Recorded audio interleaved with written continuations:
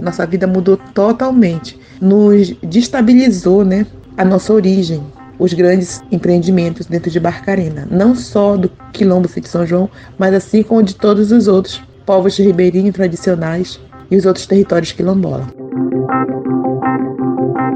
A gente vem sofrendo, né, ao longo dos anos aí, devido às grandes mineradoras que estão aqui em Barcarena e outros empreendimentos. E aqui no Quilombo, né, foi feito exames, várias pessoas, inclusive da nossa família, né, moradores, próximo aqui ao Rio Murucupi, foi constatado pelo LACEN, tem metais pesados no corpo, no cabelo.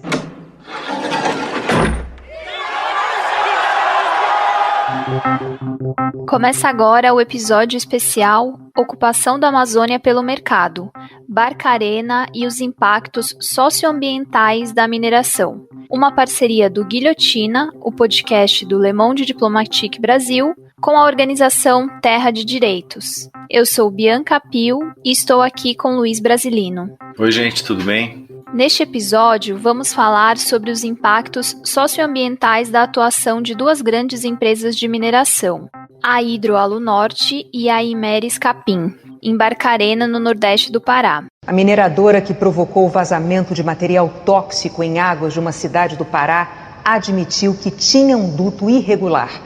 A mineradora norueguesa Hidroalunorte admitiu hoje que contaminou o rio Pará. A Câmara dos Deputados criou uma comissão externa para investigar o possível rompimento de bacias de resíduos da mineração aqui em Barcarena. O Ministério Público Estadual abriu 2 inquéritos para apurar as últimas denúncias.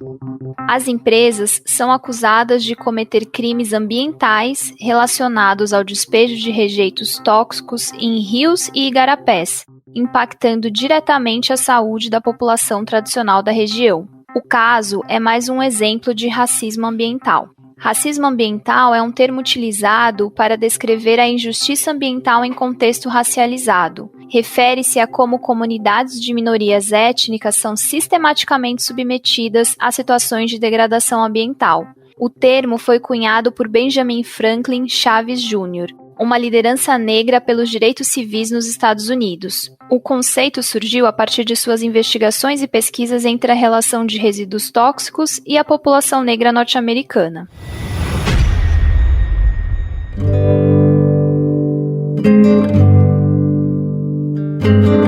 Barcarena é o 4º município mais populoso da região metropolitana de Belém, com 127 mil habitantes. O PIB da cidade é de cerca de 5 bilhões de reais e mais da metade desse valor vem da indústria. O índice de desenvolvimento humano é de 0,662, abaixo do IDH do estado do Pará, que é de 0,755. A cidade, localizada no bioma amazônico, tem 5 comunidades quilombolas: Sítio Conceição, Sítio São João, São Sebastião do Burajuba, Gibrié de São Lourenço e Sítio Cupuaçu, que aguardam a emissão dos títulos de suas terras. Todas as comunidades são certificadas pela Fundação Cultural Palmares, que é o primeiro passo no longo caminho de regularização das terras quilombolas. Vamos começar ouvindo o relato do Arivaldo Moraes Brandão, do Quilombo São Sebastião do Burajuba, onde vivem cerca de 500 famílias. A comunidade é uma das impactadas pelos empreendimentos minerários de Barcarena. Vamos ouvi-lo. Bom, aqui no Quilombo Burajuba, a gente vem sofrendo, né, ao longo dos anos aí. Matou muito bicho, matou peixe aqui na nossa área. Sofremos outro impacto ambiental muito grande. Desde então, não chegamos em lugar nenhum. Que o principal afetado aqui, não só no nosso quilombo, como os outros demais também, que o Rio Murucupi corta, só fica a questão da água, que nós não temos uma água de qualidade, que a água oferecida pela empresa Água de São Francisco, ela supre o básico, mas não é uma água de boa qualidade para você beber e cozinhar com ela. Então, hoje em dia a gente vem sofrendo, né, ainda muito dentro do quilombo, nossos ramais todos deteriorados, porque o fluxo de carro é muito grande, tem os caminhão-pipa, que são bastante pesados, destrói todo o ramal, barulho. É 24 horas aqui praticamente os carros abastecendo. Foi feito exames, várias pessoas, inclusive da nossa família, né, moradores, próximo aqui ao Rio Murucupi, foi constatado pelo LACEN que tem metais pesados no corpo, no cabelo. E a única explicação é da água, né? Que até então, antes de acontecer tudo isso, a gente usava água de poço de boca aberta. Arivaldo trouxe alguns exemplos das consequências sofridas pelas comunidades. A lista de crimes ambientais é extensa e chama a atenção a reincidência das empresas, que continuam recebendo licenças de funcionamento e com suas atividades ocorrendo normalmente. Para se ter uma ideia, de 2000 a 2018 foram 16 episódios de crimes ambientais, de vazamento de rejeitos a fumaça tóxica, passando por mortandade de peixes e rompimento de dutos com resíduos ácidos. 2003. Vazamento de grande proporção de lama vermelha da 2003. Chuva de fuligem em Vila do Conde, que encobriu as praias. Estouro de tanque de soda cáustica da Alunorte. 2004. Vazamento de grande proporção de material proveniente da bacia de rejeitos da Imeres. 2005. Contaminação do Rio Pará por soda cáustica. 2006. Vazamento de material da bacia de rejeito da Imeres. 2007. Vazamento envolvendo o rejeito da Imeres. Desta 2008. vez, Vazamento de caulim no Rio das Cobras e nos igarapés. 2009. Vazamento de lama vermelha da bacia de rejeitos da Alunorte. 2011. Rompimento de duto com efluentes ácidos da Imeres. Vazamento de material da bacia de rejeitos da Imeres. 2014. Vazamento de rejeitos da Imeres, contaminando os igarapés. 2015. Naufrágio do navio Aidar no porto de Vila Conde. 2016. Vazamento de caulim da bacia de rejeitos da Imeres, contaminando o Rio das 2016. Contaminação de praias do Rio Pará e do Igarapé. 2018. Vazamento de rejeitos da Hidroalunorte, seguido da descoberta de tubulação clandestina, desvio de drenagem e canal antigo que despejava efluentes. Para entender um pouco mais sobre o contexto da região, conversamos com a antropóloga Rosa Acevedo, professora e pesquisadora do Núcleo de Altos Estudos Amazônicos da Universidade Federal do Pará. Barcarena, na década de 70, vai ser alvo de uma política de desenvolvimento, dita de desenvolvimento. Ela entra nos planos, nas ações do programa Grande Carajás e do Programa de Integração Nacional, que define a montagem nessa pequena cidade, uma cidade muito antiga do Pará, de montar um complexo mineiro-metalúrgico. Né? E para isso, elaboração e montagem desse complexo mineiro-metalúrgico, eles vão necessitar da energia, essa energia é a energia da usina hidrelétrica de Tucuruí, de um porto, que é o porto da Vila do Conde, e as instalações desse que vai ser o complexo mineiro-metalúrgico, que não se resume, não se reduz a Norsk Hydro, não se reduz a exploração do alumínio, da produção de alumínio. Ele tem outros elementos, porque por sua localização, vai ser importante para o estabelecimento de outros projetos, como o da Imeres, Capim Caulim, que vai instalar aí sua planta de beneficiamento, sua fábrica de beneficiamento. Esta região de Barcarena, ela é uma região de uma ocupação tradicional. Nós temos aqui, isso foi parte do levantamento realizado para esses estudos, ir à procura de elementos históricos da ocupação dessa região. Nós temos uma particularidade no conjunto das comunidades quilombolas do estado do Pará. Eles passam a se identificar como quilombolas indígenas, porque havia um reconhecimento de que nessa região se estabeleceu a missão Givrie, como os indígenas Givrie. A partir deste convite feito pelo procurador, nós realizamos um trabalho em termos destes grupos, qual era a história desses grupos e como eles tinham sido afetados. Bom, O complexo minerometalúrgico começa em 73, tem os acordos realizados entre a Companhia Vale do Rio Doce, a formação de joint ventures, junto com o governo japonês e empresas japonesas, a Nippon Alumínio, né? E esse processo, ele localmente vai ter uma construção também de uma estratégia deste projeto que iria transformar essa ocupação tradicional, iria transformar esse espaço. De que forma? Vai intervir uma companhia que foi criada para essa finalidade, que foi a Companhia de Desenvolvimento Industrial de Barcarena, né? A CDI. Vai intervir também uma companhia estadual chamada Companhia de Desenvolvimento de Barcarena.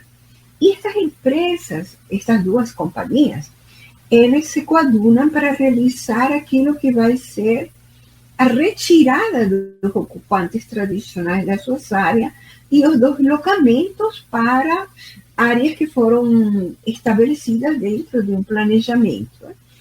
Para isto, se identificam aqui os primeiros despejos das famílias, famílias que se localizavam às margens do rio Murucupi. Esse rio Murucupi, nas observações de campo, através da documentação, acompanhamos um conjunto de unidades familiares que se dedicavam à produção, tinham um comércio bastante intenso com Belém, onde traziam a sua produção, né? Eram sítios que na qual a terra, essa questão fundamental era essa ocupação da terra nesses modos tradicionais, né? A produção de mandioca, mas também a produção de outros gêneros, né? Nós tínhamos aqui a produção de frutas, que eram muito interessantes em Barcarena. Com essa remoção, e aí a palavra às vezes não resulta tão adequada, não foi um deslocamento compulsório dessa família dos seus antigos sítios para ir a morar nos lugares que tinham sido criados, designados pela Companhia de Desenvolvimento de Barcarena, esse bairro Laranjal, uma colônia que vai ser criada.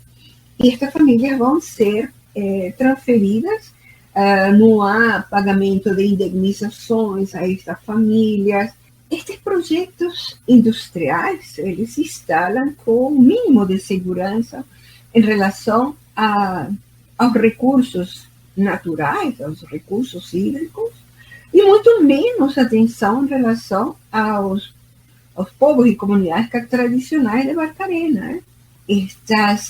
Havia, ainda por parte deste empreendimento, a ideia de que ocorrerá o desenvolvimento, que terá emprego. Quero aqui sublinhar que nós fizemos em Sítio Conceição uma entrevista com um trabalhador que nos mostrou sua carteira de trabalho e tinha pelo menos 27 assinaturas dessa carteira de trabalho. Ele passava de uma terciarizada para outra. O desenvolvimento e o emprego que esses projetos pretendiam apresentar como a justificativa da sua existência é realmente algo mínimo. Eram trabalhos sem pouca remuneração, desqualificados, e com uma alta rotatividade.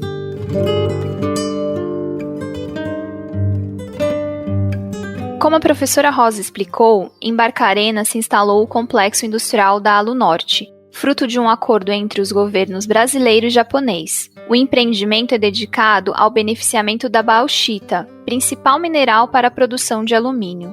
Ainda na década de 1980, Barcarena também recebeu a instalação da produtora de alumínio primário, a Albras. Em 2011, a Norsk Hydro, empresa multinacional norueguesa, comprou a Alunorte e a Albras e atualmente constitui a maior refinaria de alumínio do mundo, fora da China. Para se ter uma ideia, a Hydro registrou o lucro de 680 milhões de dólares só no primeiro trimestre de 2022, 4 vezes o valor de 2021 no mesmo período, segundo divulgação da revista Alumínio. O Distrito Industrial de Barcarena conta com 94 empresas em uma área de mais de 8 mil hectares, ou seja, do tamanho de 8 mil campos de futebol. Há um efeito acumulativo de danos ambientais. O crime produz um dano, esses danos, essas profundas transformações ambientais, elas não foram em nenhum momento, houve uma alteração ou uma intervenção radical por parte do poder público junto às empresas para que resolvessem os problemas que foram criados. Pelo contrário, nós encontramos uma negociação permanente entre as empresas e o poder público em relação a como intervir. Hoje nós temos uma questão muito séria, diríamos que tem um cariz trágico em Barcarena, que ocorre com o dano ambiental que representa os solos contaminados, as águas contaminadas, o ar contaminado. Todas essas consequências ambientais são sentidas na pele por Sandra Amorim, presidente da Associação da Comunidade Quilombola Sítio São João, onde vivem cerca de 80 famílias que tiveram seus modos de vida alterados pela atuação das grandes empresas. Vivemos aqui, a 993 metros da primeira bacia de rejeito da Hidroalunorte. Com relação à atualidade de hoje para o nosso passado, dos anos 70 para lá para trás, nós vivíamos de caça, pesca, uma vida de trocas, que fruta se levava para Belém para trocar por alimentação. Nós tínhamos uma boa vida, uma vida que ficou para a gente hoje só em sonhos, mas nós vivíamos muito bem, porque nós trabalhávamos na terra, tirávamos a nossa comida da terra, juntávamos nossas frutas no período de elas caírem, cupuaçu, bacuri, manga, o açaí na época.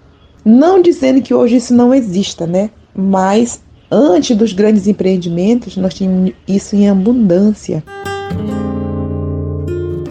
Apesar de lidar com todas essas consequências, as comunidades não encontram apoio no poder público para coibir que novos crimes ambientais ocorram. As medidas de compensação propostas pelas empresas são insuficientes e não reparam os danos socioambientais causados nos territórios. Vamos conversar agora com Selma Correia, assessora jurídica da Terra de Direitos. Ela acompanha as comunidades quilombolas de Barcarena em processos de conflitos socioterritoriais e regularização fundiária.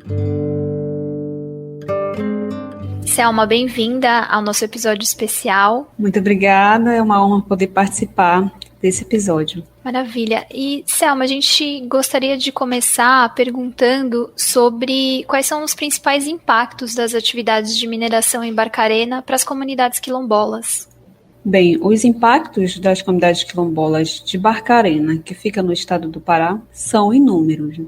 Desde as mudanças de características próprias dos territórios quilombolas daquela região, ou seja, a atividade mineral que se instalou lá impulsiona a expansão da urbanização, de modo que essa expansão ela acaba se sobrepondo ao território tradicionalmente ocupado, ou seja, as comunidades elas ficam no limite, então tem essa sobreposição, como é o caso do Quilombo Sítio Conceição, Quilombo de São Lourenço e tantos outros que ficaram praticamente dentro de uma área que foi forçadamente urbanizada, é importante destacar isso, em decorrência da atividade de mineração. Então nós temos as mineradoras que chegam e tentam se apropriar do território quilombola. Além disso, podemos citar também os impactos socioambientais, que são muitos, que acompanham a atividade de mineração. Somando-se também, nós temos os repetidos casos de crimes ambientais que ocorre na região de Barcarena, já de longas datas, e que atinge diretamente as comunidades quilombolas. Selma, eu queria começar por aí mesmo, que você falou pelos repetidos casos de crimes ambientais, né? Esse caso de Barcarena, ele chama muita atenção pela reincidência, né, dos episódios. Você pode contextualizar um pouco para quem está nos ouvindo aí sobre esses crimes e as contaminações? Inicialmente, é importante destacar que Barcarena ela está localizada no estado do Pará, e lá está a Hidroalunorte, que é a maior produtora de alumina do mundo fora da China, e a Imerys, que são duas grandes empresas de mineração. Então, nós temos um contexto de grandes empresas instaladas dentro de Barcarena. O que aconteceu? A partir da instalação dessas mineradoras e de outras, o município de Barcarena tem sofrido repetidos crimes e contaminações. Desde vazamento, né, nós temos de aproximadamente 2 milhões de litros de óleos no Rio Pará, ocorridos então nos anos 2000, até a mais recente explosão de produtos químicos, que aconteceu na plataforma de beneficiamento da mineradora Imerys. Um caso recente, de dezembro do ano passado, de 2001, portanto.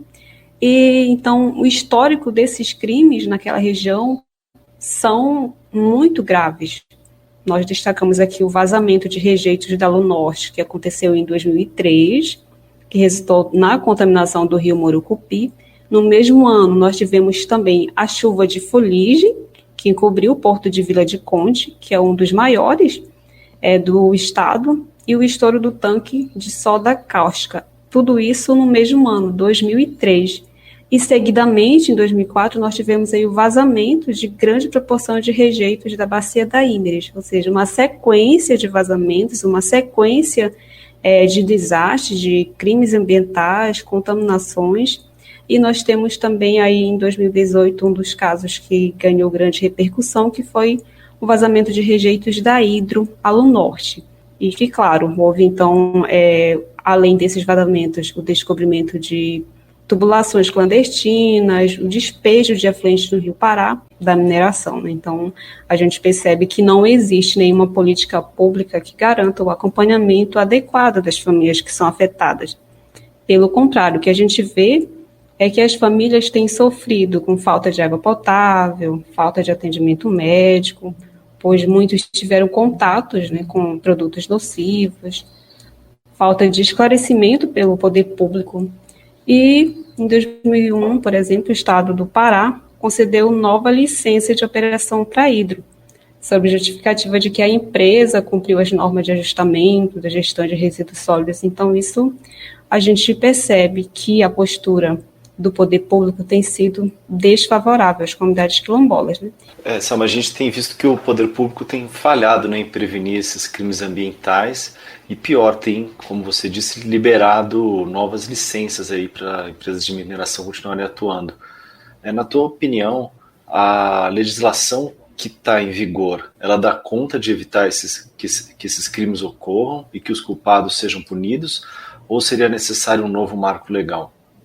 Olha, no que tange a atividade de mineração, a legislação em vigor não dá segurança nenhuma para a prevenção dos crimes ambientais. Tampouco dá garantia para que os culpados sejam realmente punidos. Prova disso, nós temos a recorrência, que estamos falando dos crimes ambientais ocorridos em Barcarena, e que até hoje alguns deles seguem impunes, ou então sanções muito rasas sobre isso, né?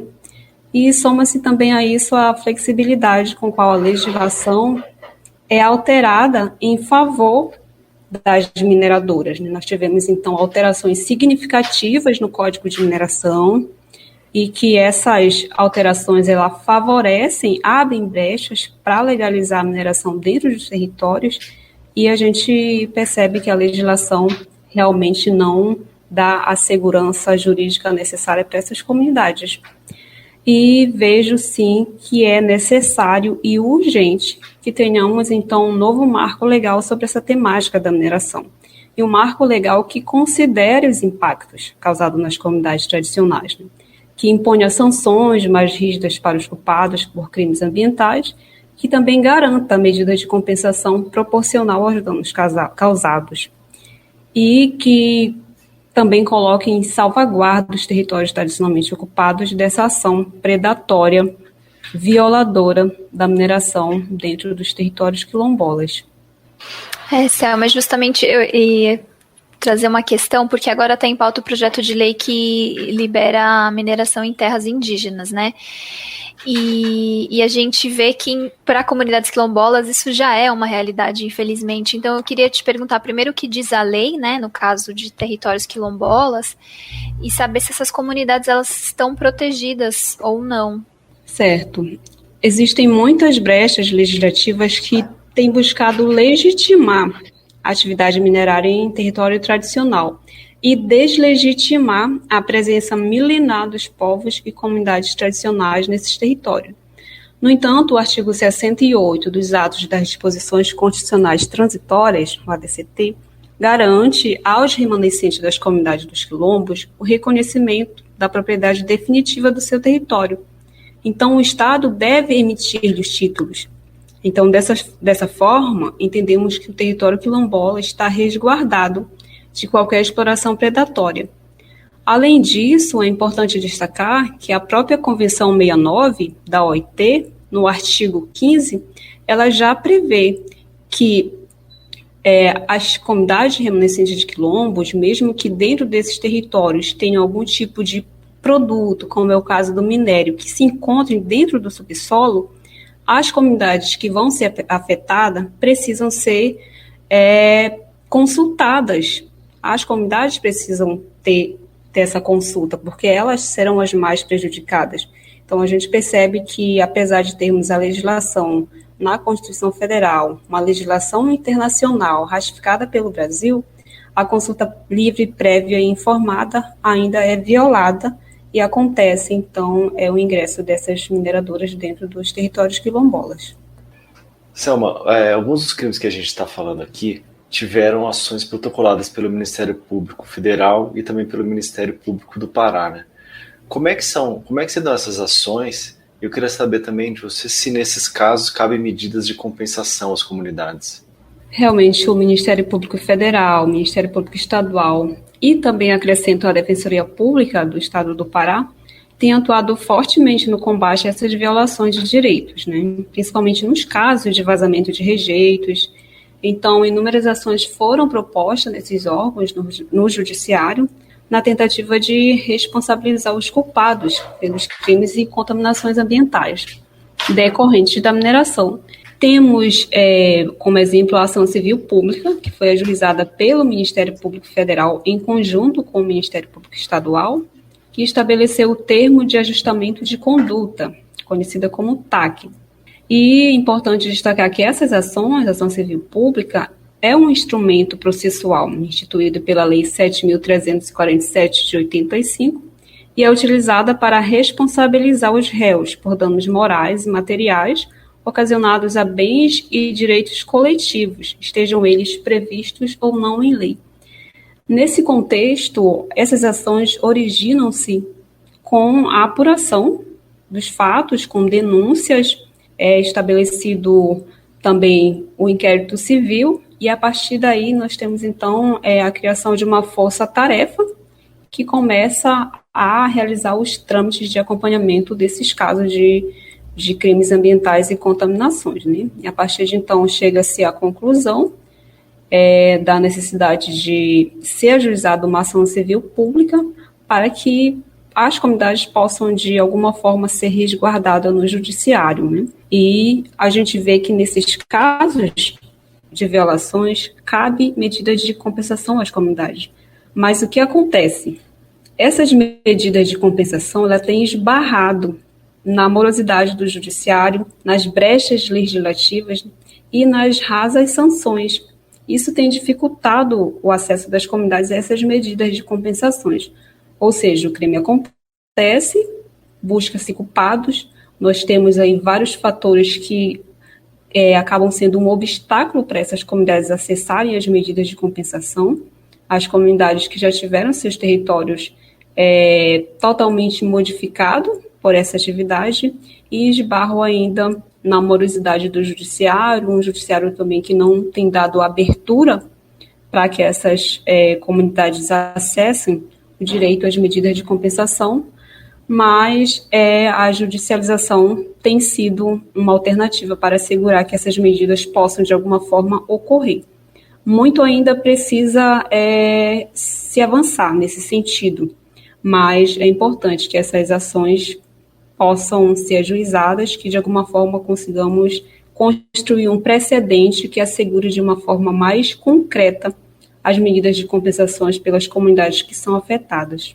Selma, a violação dos direitos socioterritoriais na Amazônia não é uma novidade, né, Selma? Eu queria que você contasse para a gente um pouco como é que está a situação atualmente diante desse governo que temos agora, né? Sobretudo para as comunidades quilombolas. As comunidades quilombolas estão passando pelo pior contexto político fundiário dos últimos anos, né? O acerramento de conflitos dentro dos territórios causados por invasores de terra, sobretudo do agronegócio, da usurpação do território pela exploração mineral. Temos a criminalização de lideranças e movimentos sociais que estão fazendo o enfrentamento dessas violações, né? A precariedade dos órgãos fundiários e, consequentemente, a paralisação dos processos de titulação de territórios quilombolas. Ou seja, o governo federal tem adotado uma política de desmonte na proteção do território quilombola, dando abertura para as grandes empresas adentrarem nos territórios, se instalarem, promoverem uma série de impactos dentro dessas comunidades, sem considerar a presença de um povo milenar que está ali. Além disso, cria obstáculo para a titulação das terras quilombolas, mas autoriza com facilidade a mineração e a exploração dentro dessas terras. Soma-se a isso também as violações decorrentes desses crimes ambientais que estão acontecendo dentro dos territórios quilombolas, principalmente na região de Barcarena, uma região que atrai muitas mineradoras, e a gente vê que a situação das comunidades quilombolas não tem sido as melhores, mas a luta das comunidades continua, as comunidades quilombolas resistem e não se renderão a essa guerra que oprime e viola seus direitos.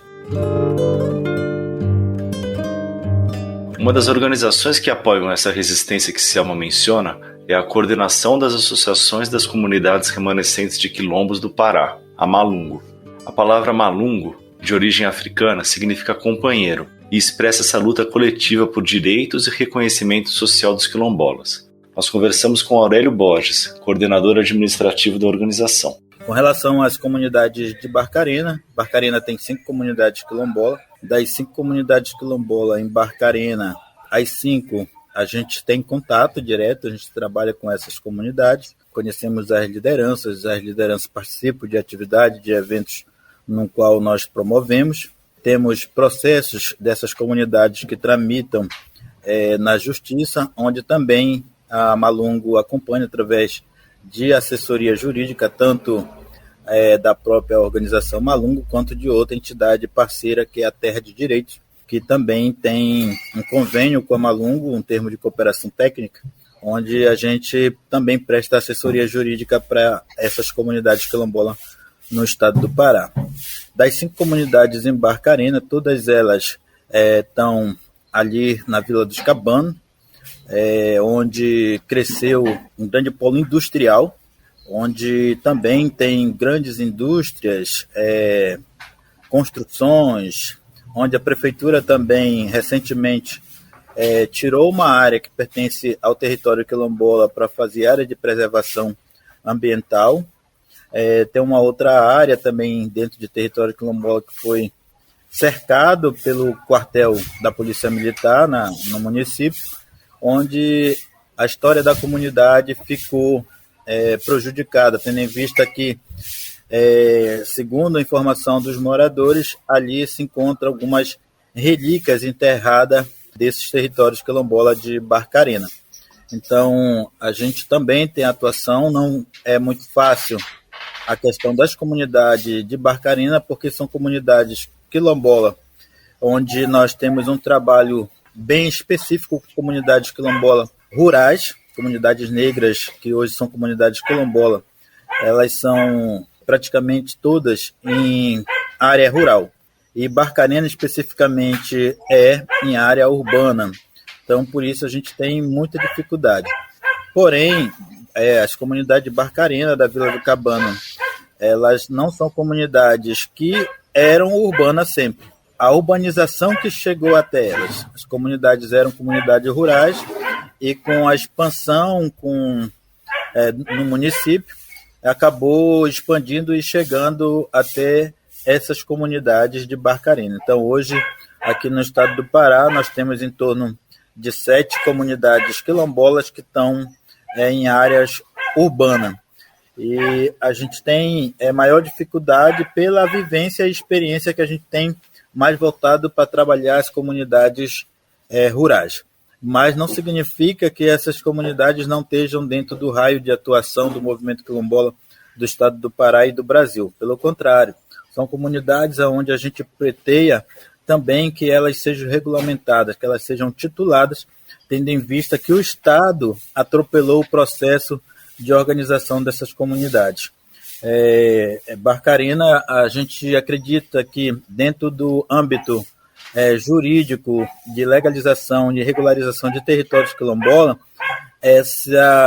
essas comunidades elas vão ser por via do município, não por via do órgão federal, INCRA, ou pelo órgão estadual, ITERPA.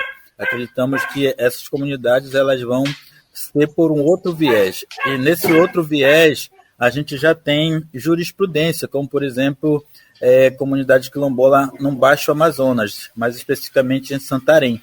Então, há precedentes de que essas comunidades também podem ser regularizadas pela prefeitura, pelo Estado, em qualquer momento.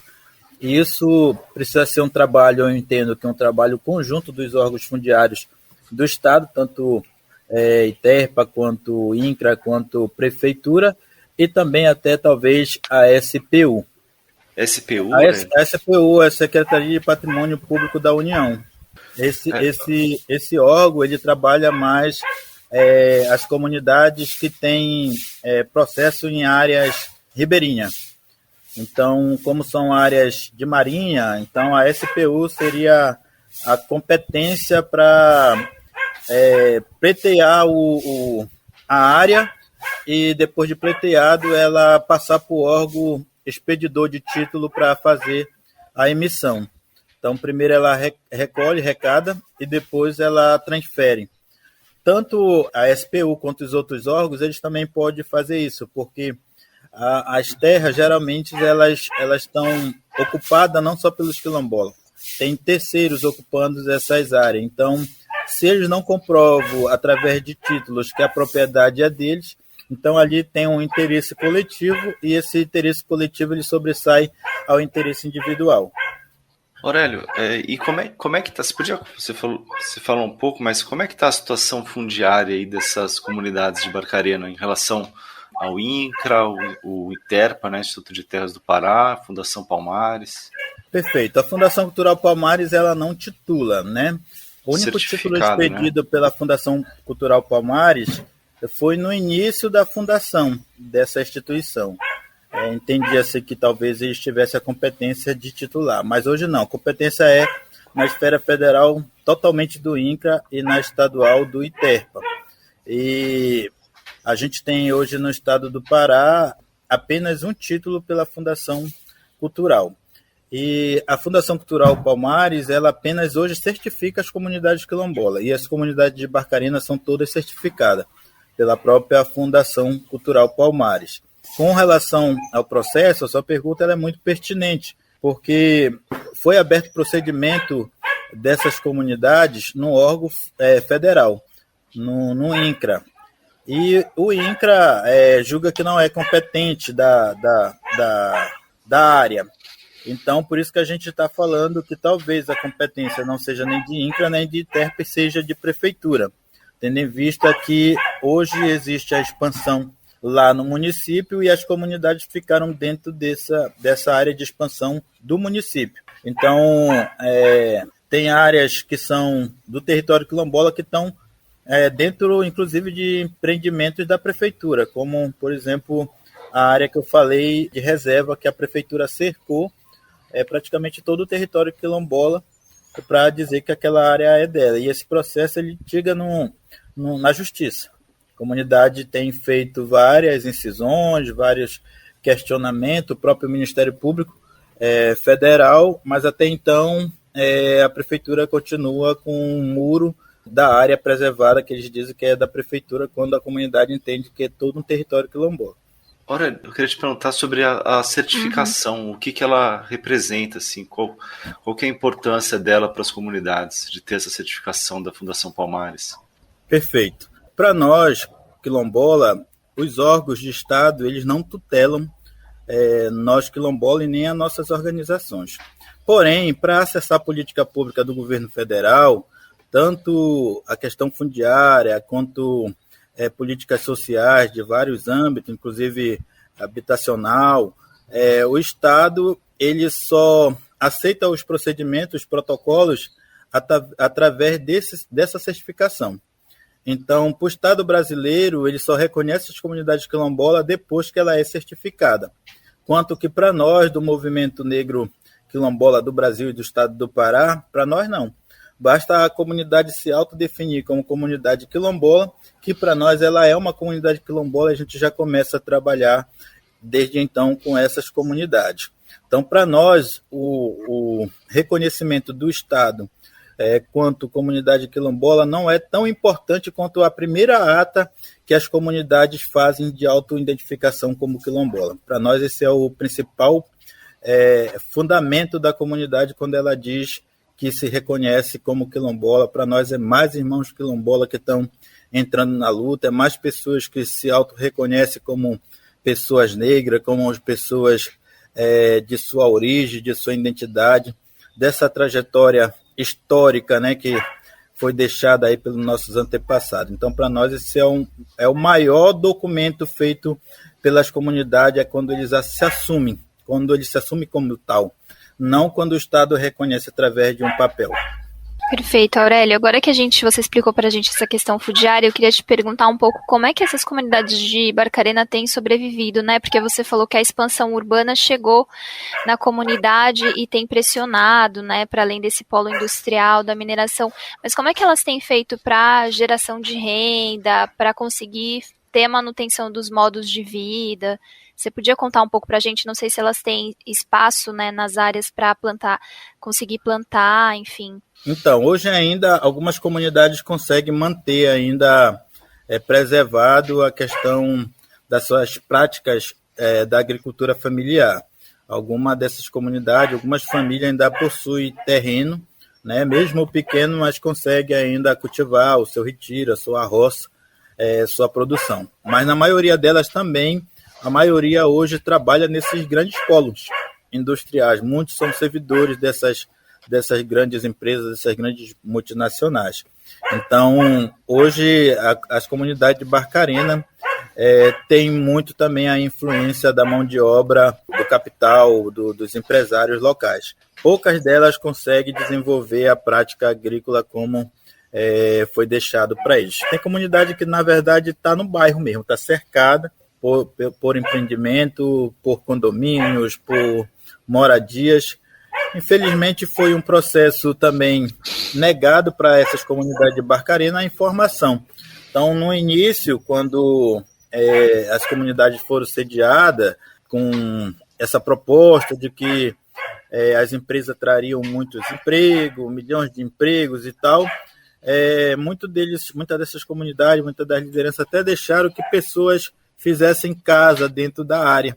E depois foram vendendo por outros e hoje tornou os bairros que existem hoje em Barcarena. Essas comunidades se tornaram, na verdade, refém. Hoje pouco tu identifica as famílias realmente quilombola dentro do território quilombola. Você vai identificar muitas famílias não quilombola dentro do território por essa negação de direito, por essa negação de informação da sua história, da sua origem ali em Barcarena. Muito complicado. Hoje a luta é para reconhecimento mesmo das famílias, da comunidade, do território e do direito dessas comunidades, como prevê a Constituição de 88, como prevê a Convenção 69, como prevê o artigo 4887 de 2013. Então, tudo isso está previsto na legislação brasileira, porém, esses direitos são negados à população negra quilombola no Estado, infelizmente. Convenção 69 da OIT, né, Aurélio? Organização Internacional do Trabalho, isso. Como é que as comunidades têm lutado aí, trabalhado para resistir a esse processo? Então, as comunidades elas têm procurado, através da gente, claro, né, assessorando eles através da própria Terra de Direito e da Malungo, acionado a própria Justiça, né? Então, o Ministério Público Federal ele tem atuado fortemente junto às comunidades, lutando por direito dessas comunidades. Várias ações judiciais tramitam, né, contra essas empresas e contra a prefeitura também, para garantir o direito dessas comunidades. Por exemplo, esse processo da água foi garantido através de processo judicial. As comunidades têm sempre acionado os órgãos de justiça, né, nesse sentido. E também tem procurado os órgãos fundiários. Por exemplo, eles têm procurado muito o ITERPA, já que já não tem resposta da prefeitura, resposta do INCRA. O ITERPA também tem sido um dos órgãos que tem sido mencionado, além da Secretaria de Meio Ambiente do Estado. Então, a SEMAS também é um outro órgão que as comunidades têm procurado bastante para tentar denunciar esses crimes ambientais que acontecem no município. Porém, pouco resultado. Eu confesso assim que os passos são muito lentos. Diante da problemática e da situação, as audiências que têm acontecido no Ministério Público, tanto no município quanto em Belém, o resultado não tem sido favorável, assim, no sentido de a comunidade sair satisfeita, né? Então, mas como vocês perguntaram, mas essas são as medidas, são onde as comunidades têm procurado se organizar. E internamente também elas procuram se organizar entre elas para fazer os relatos, né? Então, eles são muito afinados entre as comunidades atingidas para fazer o enfrentamento. Isso a gente também identifica muito lá no território. A gente já esteve nas comunidades também, enquanto movimento quilombola, identificando as problemáticas, junto com as lideranças de lá, indo de uma em uma comunidade, verificando as situações, até para que a gente também pudesse apresentar para o Ministério Público as situações ali ocasionadas. Então, a gente tem procurado resolver com o órgão que deveria ser o órgão fiscalizador da garantia de leis no Estado. Então, a gente tem procurado justamente esses órgãos, né? Quem tem atuado lá em Barcarena, o Ministério Público, na pessoa do procurador Felipe Moura Palha. Aurélio, você acha, na sua opinião, você acha que esse caso de Barcarena é um caso de racismo ambiental? Porque todas as consequências e impactos têm ficado para as comunidades quilombolas, né? São na verdade, não só ambiental, mas estrutural, né? Perpassa por todos os campos, tanto ambiental, quanto municipal, quanto judicial também. Todos os impactos, como eu falei para vocês anteriormente, Barcarena tem. Tem porque, por exemplo, já passaram vários procuradores. Desses procuradores todos que passaram, pouca resolução por causa de Barcarena. A gente entende que a comunidade tem o direito a ser garantido pela legislação, mas a gente não vê a efetivação desses direitos. A comunidade construiu o protocolo de consulta, que são procedimentos onde a comunidade diz como quer ser consultado. Ninguém respeita. Então é estrutural mesmo. A gente queria encerrar que você explicasse para a gente de uma maneira geral sobre a importância da titulação dos territórios quilombolas e como isso ajuda tanto a proteger mais os direitos das comunidades quanto a acessar outras políticas públicas, né? Essa é uma bandeira super importante da Malungo e da CONAC, né? Perfeitamente. Então, a sua fala ela é pertinente nesse sentido porque o movimento quilombola no estado do Pará, não só o movimento quilombola, mas todos os movimentos sociais que lutam por garantia de direito, pela preservação da floresta em pé, hoje ainda lutam especificamente pela legalização de seus territórios. Isso, para nós, significa a existência de novas gerações, a permanência, a manutenção da nossa história, da nossa vivência, a garantia desses títulos. Então, para nós, é fundamental que as comunidades sejam tituladas. Porém, a gente acredita que o título ele não se encerra o procedimento. Ele é apenas um instrumento onde a comunidade tem uma política efetivada, mas que para que ela aconteça precisa ter um acompanhamento de novas ações, de novas políticas públicas para esses territórios. Titula uma comunidade, mas se ali não existe uma água potável, precisa ser implementado. Se não existe uma educação escolar quilombola, precisa ser implementada a Resolução 08. Se ali não existe uma condição de moradia digna para as famílias quilombolas, precisa implementar a política de moradia. Então, o título é um instrumento de garantia de permanência e existência da forma de tradição, da cultura, de como nossos antepassados viviam. A gente quer continuar vivendo como eles nos nossos territórios, de forma coletiva, utilizando não só o território, mas sim toda a territorialidade. Então, para nós, ele é fundamental, né, essa garantia desse direito das comunidades quilombolas. E, para além disso, também as nossas comunidades elas precisam frear os conflitos existentes. E a gente entende que o título, o cadastro ambiental rural como instrumento de defesa e proteção dos territórios também são importantes. Todas as formas que garantam a sobrevivência, a existência do nosso povo naquele território é importante. Então, por isso o título é importante, por isso o cadastro ambiental rural é importante, por isso as outras políticas são importantes, porque senão também vai haver uma evasão dessas pessoas do território. Se não existe políticas públicas que asseguram a produção, a pessoa vai sair para ir trabalhar na cidade, para ir trabalhar na indústria. Então, é um conjunto de ações dentro desse processo de legalização de territórios quilombola que precisam acontecer dentro do plano de gestão ambiental no estado do Pará. E as comunidades elas precisam ter o plano de uso dos seus territórios, de como vai ser utilizado esses territórios através de ações e políticas afirmativas. Nesse contexto de inúmeras violações dos direitos das comunidades quilombolas, o governo federal segue priorizando a aprovação do projeto de lei 191 de 2020, que libera a mineração em terras indígenas. No entanto, atividades de mineração em territórios tradicionais já são uma realidade para as comunidades quilombolas em Barcarena. O presidente Jair Bolsonaro assinou ontem um projeto de lei para regulamentar a mineração e a geração de energia elétrica em terras indígenas. Um grande passo, depende do parlamento. Vão sofrer pressões dos ambientalistas? Esse pessoal do meio ambiente, né? Se um dia eu puder, eu confino-os na Amazônia, já que eles gostam tanto do meio ambiente. E deixe de atrapalhar os amazônicos aqui, de dentro das áreas urbanas.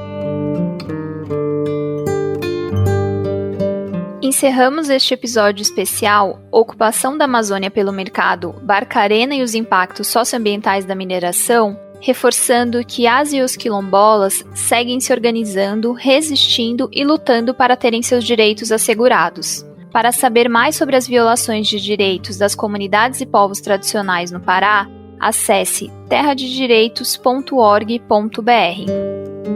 A pesquisa para a produção deste episódio foi de Lana Paula Ramos e Lisele Borges, da Terra de Direitos.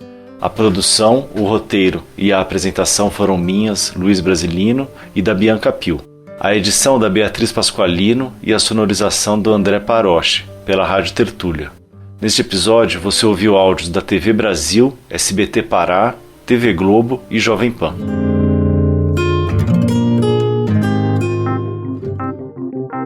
Ocupação da Amazônia pelo mercado. Barcarena e os impactos socioambientais da mineração. Episódio especial do podcast Guilhotina, do Le Monde Diplomatique Brasil, em parceria com a organização Terra de Direitos. Para saber mais, acesse terradedireitos.org.br. E para informação de qualidade, acesse diplomatique.org.br.